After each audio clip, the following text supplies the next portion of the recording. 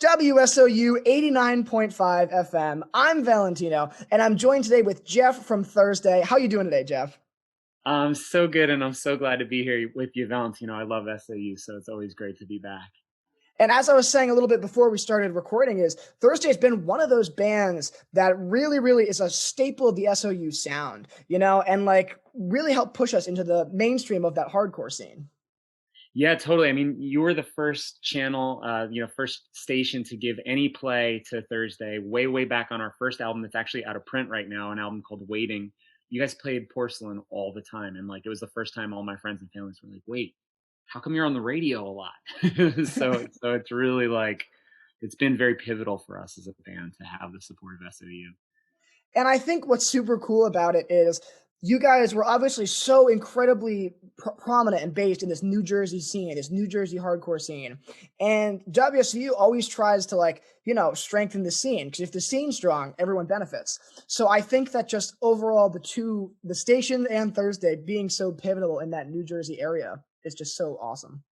Absolutely, and like, yeah, you nailed it, man. I mean, it's hard to believe now, but like Thursday was a part of the hardcore scene when we started. You know what I mean? We put on hardcore shows in our basement. We played VFW halls with hardcore bands. I remember 25 to Life used to set up a distro, and he'd always be telling kids to buy the Thursday record and stuff. So, it's always been such a community in New Jersey, which is one of the reasons why I love the scene in New Jersey so much. And I think that's what I love about like just being in Jersey. And again, like I'm originally from Rhode Island. I love Rhode Island. No slander to Oh, Rhode I'm Island. originally from Rhode Island too. I Really? was What born in part? Providence. Yeah. Oh, awesome. Coventry myself. All right. I love Rhode Island with all my heart, but like not a lot of people go out to local shows. They don't really see a lot of local bands Sure. in Rhode Island. Even if you go to Providence, there might be one or two bands playing, but that's really it. Whereas Yeah. the first time I came to Jersey, the first week alone, people were like, "Hey, you want to go to this house show?" And like all the time. And so it's such a strong, friendly community. Yeah, I totally agree. It was always a pleasure for me when RISD bands used to come down. There was actually like a Yeah. bunch of like, Lightning Bolt, Airborne Radar, stuff like that, like really cool Providence bands that would come down and play with us. We'd have shows with GSL bands and the Locust and stuff like that, like really cool hardcore stuff. And but the Jersey, we would always make sure, when bands come from out of town, you put on three local bands and you bring out a big crowd, you make them feel welcome. That's how we do it in Jersey, make people feel welcome. I love it. And I love like again like the RISD bands alone. They're just so cool. Especially I think the Alchemy is the new venue that's like in Providence. That's so cool. But yeah. Oh, cool. I gotta check it out. So now switching gears a bit and talking a little bit about the very exciting news. V3 coming up May 14th for all of our New Jersey listeners. That is 7:30 p.m. Eastern time. How you feeling? The third live stream around. So, I mean, it's funny because I think people to a certain extent are just like ready to get back in clubs, and I'm ready to get back in venues and be with people and all that stuff. But the first two signals went so well and became such like um, they became such like kind of cornerstones for streaming events. Like we were so lucky to have all these other artists reach out to us and talk about like, well, how'd you do this? How'd you do this part of it? Because we really took it seriously. Like we're really lucky we have some filmmakers in our band.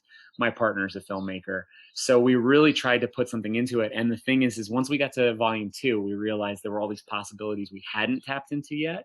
So we are like, well, we got to make it a trilogy. We got to really like bring a third one out. And this one's got to be like the full James Cameron, like we're going to hire extra people. We're going to bring in all the stuff. We're going to change sets. We're going to do all this crazy stuff. So it was kind of like, it doesn't matter if people are sort of over the live streams because when we think about this last year in music, when we think about 2020 and the beginning of 2021 and the pandemic year and all that stuff, we're really going to think about the only way to see bands was live streams. So we thought, you know what, we got to finish up, do our third one, and then people will be able to look back at this time and say like, whoa, they had like a whole trilogy of them, and like that's what that year was like. It was like watching bands at home. It was so weird, you know what I mean? Because I do think really shortly we're going to go back to really being together at live shows, and we're not going to take it for granted like I think we used to. I'd be like, oh, my friend's playing, I don't even want to go.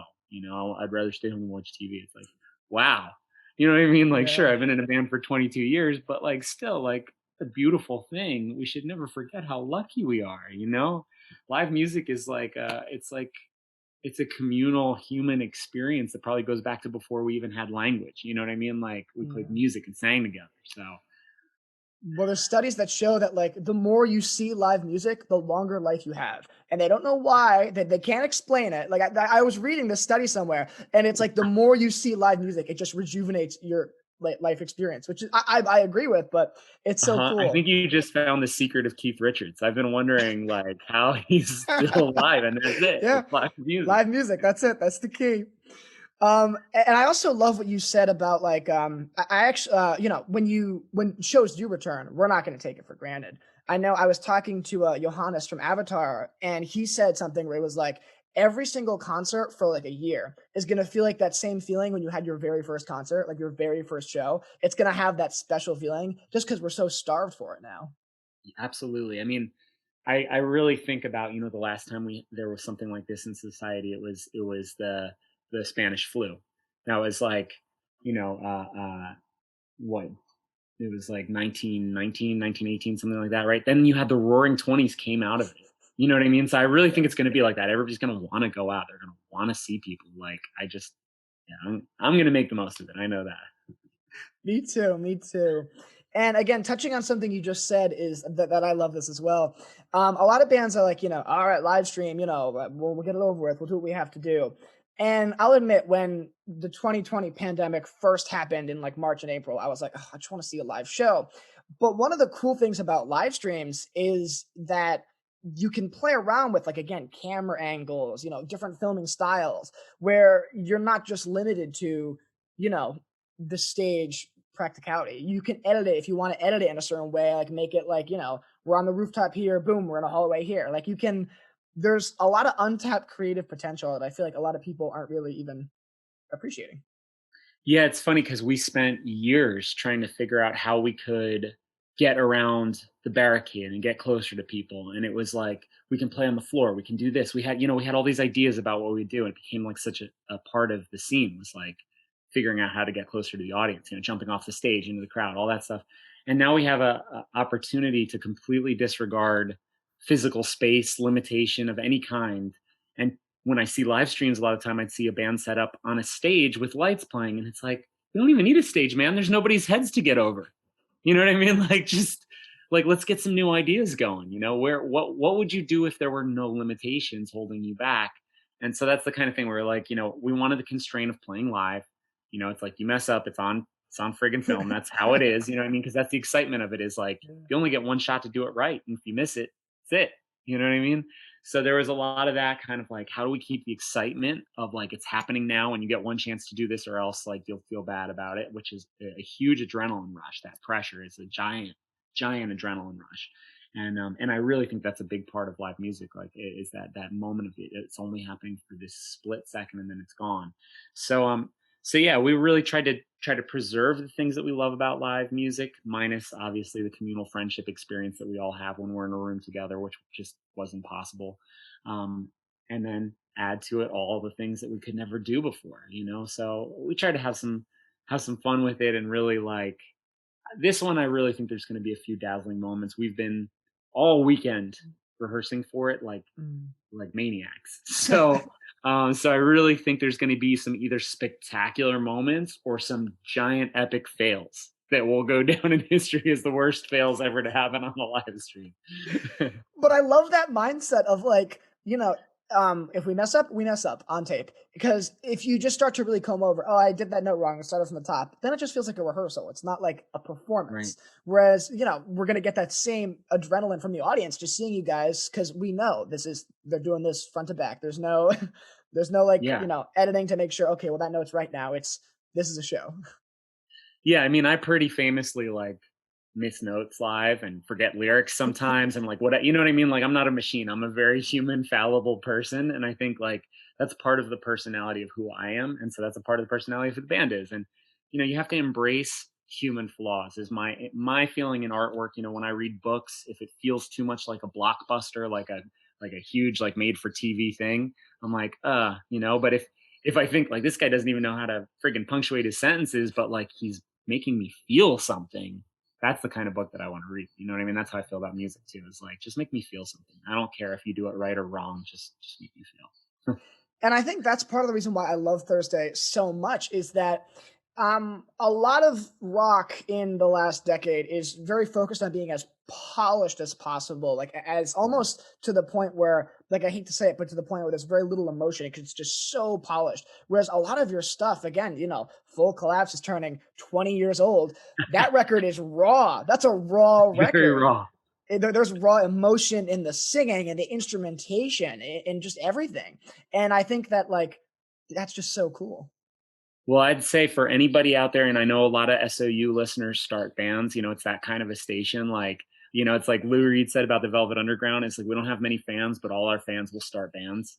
So it's like, I think SOU is that kind of station. So if you're out there listening and you're thinking about your own band, I think there's no greater tool for art than limitation. If you can't do something well, find a way around it. Don't try and like fix that one thing. For me, I couldn't sing. I wasn't a great singer. So it's like, how do I communicate without being able to hit every note I want to hit? How do I like reach through? And it was like, for me, I realized it was all about telling stories and trying to be as honest as I possibly could. And if I could do that, then it would move people. And so I think like embrace it, embrace your flaws, and just, figure out a way around it that it still means something. That's so awesome. I absolutely love that. And again, I think it goes back to just the strength of the music community. That's all we're trying to do is just strengthen the community, because if we're all trying to improve our art in the best way possible, then it's just going to be a better place.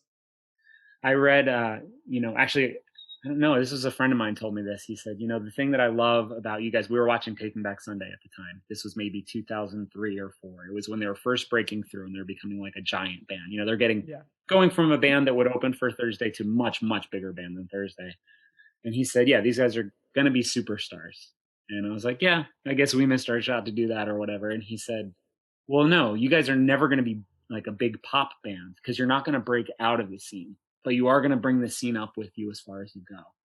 And I really appreciated that. It was like, that's what I want to do. It's like if everybody in the hardcore community, everybody that's doing the kind of stuff that we're doing, counterculture stuff, if that can reach more visibility, have more resources, if all the bands that play with us can play to a few more people and reach more people with their music, then that's what I want to do. You know what I mean? I don't want to break out and never see my old community again. You know what I mean? Like, Yeah, I'm not yeah, saying yeah. that Taking Back Sunday has been like that, No, but yeah. if I had to choose between being a superstar and being like, doing well, but being still a part of the community. It's like, I want to be in the community. So I started a band, like I was putting on shows before I started the band.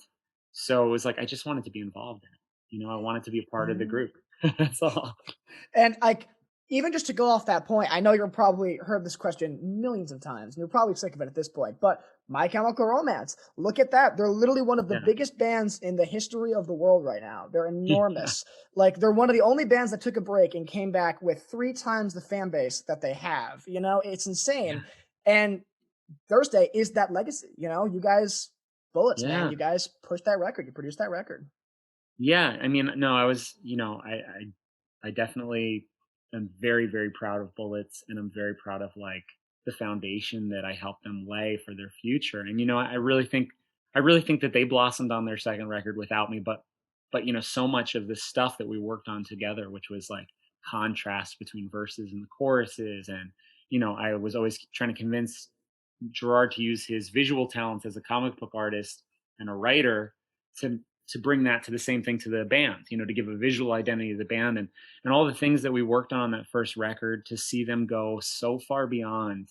And really, like, there was a moment I was lying on the floor in the studio because, okay, so Gerard had like really hurt one of his teeth and had to get it pulled. Yeah. And I remember, like, so we were spending a lot of downtime and uptime, and I was lying on the floor listening to him sing this one thing over and over again. He was in so much pain, and I just thought, like, he sounds so great when he's in pain, like he sounds amazing when he's in pain. And I turned to Mikey and I was like, "Your band's gonna be huge, man." And he said, "You think it'll ever be as big as Thursday?" I was like, "Dude, you're gonna be so much bigger than Thursday. So much." Like, I just heard it. Like, it just flashed through my head. I heard Gerard's voice when he could express the pain that he was in, and I knew that people were gonna just love them. I just had a flash, just a flash of the future, and I just couldn't stop laughing because I was like, "Dude, you're gonna be." I know you look up to us right now, but you're gonna be a way bigger band, and you're gonna do crazy things. And like, we toured with them on Black Parade in Europe, where they're especially huge. England, Yeah. we played at Wembley Stadium 2 nights, sold out. and they had giant sets and costumes, and Gerard was rolled out on a gurney at the beginning. And it was just like, man, there it is. Like, you did everything You that called I it. ever hoped for you. Yeah, everything I ever hoped for you. It's all happening. It's so Yeah. beautiful, you know? And that is that's so incredible. And again, to hear like a lot of people love that raw sound of Bullets. I know you said that like, you know, you think that like they found their sound as well on Three Cheers, but even like my girlfriend, her favorite record by My Chem is Bullets. Like Yeah. No, everyone Bullets has loves charm. that Yeah. raw sound too. I think it's also kind of the thing where, you see a celebrity without their makeup and you're like, oh, they're actually like cool looking. They're not just perfect. You know what I mean? Because some of the other records, like, they're still great. And I love all those songs. I think they became much better songwriter and Gerard a much more expressive singer. His storytelling got sharpened and focused. But on that first one, you see him as a kid starting a band, just like everybody else, and it's like, it's thrilling to hear that form in front of your eyes, in front of your ears, whatever. Yeah, Oh, I love I it. absolutely love it. Now I could talk about obviously your producing work and all that all day, but I'm gonna switch gears a bit and go back into 20 years of Full Collapse, 10 years of No Devolution. That's that's insane. How does it Yeah, feel it to is. hit those landmarks? That's crazy. I don't feel old. That's the funny thing is, like, Yeah. we joke around like, "Oh, we're so old," but it's like I still see us as the same kids that started the band. We don't know what we're doing. Like, we still try to figure out what part who's supposed to be playing when we mess around with songs, and we've rearranged some of the songs so that they sound different now and stuff like that. And for these live streams we also did like alternate versions and stuff. So but we approach every single one like, oh man, we still don't know what we're doing. We're not like these veterans that have figured it all out. It's like, no, start from the beginning. But the fact that people still care 20 years later, that's something that I'll never stop being sort of amazed by, because nobody has a right to be listened to. And I really think that the value that has come out of these records, the reason that people stick with them, it's not so much an inherent genius of the record as it is that these records were very personal and people made them a personal part of their lives. So they drove around with them in the stereo of their cars and on their headphones when when they needed music, something to listen to, or on their way to other concerts, they would blast it and sing along with all their friends in the car together. And those are the things that people are holding on to, is those memories of their younger selves loving the music so much. And so in a very real way, I think the reason that Full Collapse has stuck around and become sort of a classic in our scene is because it meant a lot to people at the time, and they've made it mean a lot to everybody else now. And so it's like it's the people who loved it that make it important. It has nothing to do with us. We just wrote a record like everybody else. So I'm really thankful that people made this record matter. And you're right. Like I know me personally, I'm 21 years old, so when Full Collapse came out, I was 2. So I didn't get to really hear it and appreciate it. But you look 10 years, 15 years down the line, it's one of my favorite records of all time. Full Collapse, War All the Time are two, in my opinion, untouchable, flawless records. And they mean so much to me, just as much as someone who heard that record for the first time when they were a teenager. That's really sweet that you say that. I remember when we were making War All the Time, and it was so hard and we were fighting so much, and we were such perfectionists. We spent a year in the studio with that record. We would try each song on a different drum set, 5 different drum sets, and then it's like we had a wall of guitar amps, and it was just like, it was insane. It was insane how much we put into that record. But I just kept saying to the guys, if after Full Collapse was such a success, if we get this one right and we have these 2 records in a row, it'll we'll be able to do whatever we want for the rest of our careers. Like, these 2 records have to be like perfect for what they are. They don't have to be perfect records, but for what we're trying to do, we have to get them right now, and that's it. Yeah. So, I don't know if I could ever make a record under those circumstances again, with the kind of pressure we put on each other and the kind of like clear vision. Like, I had the moment we started writing this record, I was like, it's called War All the Time, and it's about this, and we have to make it sound like this. Mm. And I laid it out like a roadmap, and it's a lot of pressure to put. It's like it's going to be this kind of record. Mm. And that's the thing is like the sophomore slump is real. So when bands Yeah, do fall into that, and especially bands that have had a hugely successful record like Full Collapse, sure. so you don't want to you don't want to put half effort into it. This, Yeah, especially your second record. Like As a Yeah, huge music fan, that was my fear, was yeah, like, if we slump on this record, like, it'll be over basically. People will be like, "They had that one good record." Like, no matter what we do yeah. on record 3 or 4 or 5 or 6, like, it'll just be about they were a one record band, but having 2, it's not that much more really. It's just one more record, but having 2 in a row like that, it was it was really good for us. Yeah. I'm really thankful we did that. And it's actually is kind of sad in the music scene where I know bands that their first record was phenomenal, and then maybe their third or fourth record was like just as good, but because their second record it didn't resonate with audiences that much, they're not as big as I think they should be. It Yeah, really and is. people don't pay attention as much, and that's it. It's like I don't think there's that many bands that really care about how big they are, what their record sales are, or whatever. But it is really hard to put your whole heart into something and have it be ignored. That's really, really hard. You'd rather people even say like, "I hated it. It was too much like this," because it's like at least they paid attention and they gave it a chance. Yeah. Um, so I definitely feel for it. And like I had run a record label for a time, and we had some successful bands, and the bands that weren't as successful were I loved them just as much as, and I just thought like I just don't know why people won't pay attention to this. You know Yeah. what I mean? It's so frustrating. So yeah, so I feel very lucky that we didn't go unheard. I mean, we stayed on tour forever. And I think like Touche Amore, another band that was sort of under my wing that I put out their first record, like um they wisely followed us and just stayed on tour, thousands of shows at this point. So And that's the thing is, because when you're always on tour, you're constantly with the community. Whether it's like California, New Jersey, New York, like Idaho or whatever. Like you're always in the music community. You're not. It's easier to not pay attention to something that's not kind of in front of you. I guess is the best way to put it. yeah, that's it. Yeah, if you're always in front of people and giving it your all, it makes a difference. And I also think vice versa. Like you're listening, people are talking about what they're into, and you're checking stuff out you never would have heard. At least back in the day, like back in the late '90s when we started, it wasn't like trading records on the internet. So at the drive-in would come sleep at my house and say like, "Oh, you're into that? Have you heard the VSS? Have you heard this? Have you heard this?" Oh, and then I'd give them an Ink and Dagger record and be like, "There's this band from Philly, Ink and Dagger," and it blew their minds. You know what I mean? So it's really cool to have that dialogue of like, "But have you heard in Sweden this band refused?" You know what I mean? And like nobody had, so it was really cool. Yeah, and I think with the internet, especially, like it's so easy to find new bands, but also so difficult because there's so much content. And There's just yeah, and some yeah, bands are only great live. You know what I mean? yeah, Especially their early records. It's like, well, unless you see them, you won't get it. yeah. No, that's a very fair point. Especially there's multiple bands I've seen where studio, I'm like, oh, I'm not sure I feel about this. I see them live, and then I hear the studio, I'm like, oh, okay, it makes Right. sense now. It Oh, okay. clicks. Yeah, you didn't really nail the thing that you're doing live, but at least I can remember when I hear this, I can remember how cool that was live, and I start to go like, yeah, I know what you're doing, even Yeah, though it doesn't really sound like it. I know what exactly, exactly.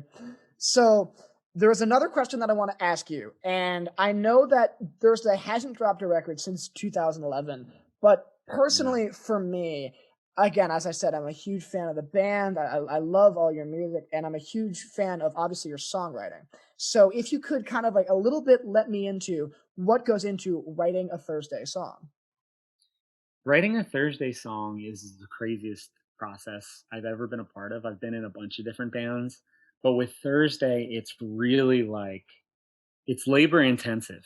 We put in so much work to every song that when you get one that doesn't really totally work, it's like a disaster. It's like a month of constant playing. And I mean, Common Existence, we had so many songs like that we ended up throwing out that didn't go on the record.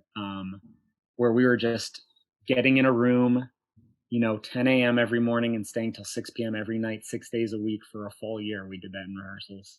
And somebody comes in with a riff and you start playing it and you start turning it over in the band. And then you finally find something cool. And it's like all they had was the riff. And then you think Mm. like, well, what's cool next? What's the key change? And then you have 6 people in the band. You have 6 different ideas about where it should go. And so it starts to become like a real struggle. And then even at the end of that struggle, you only have 2 parts.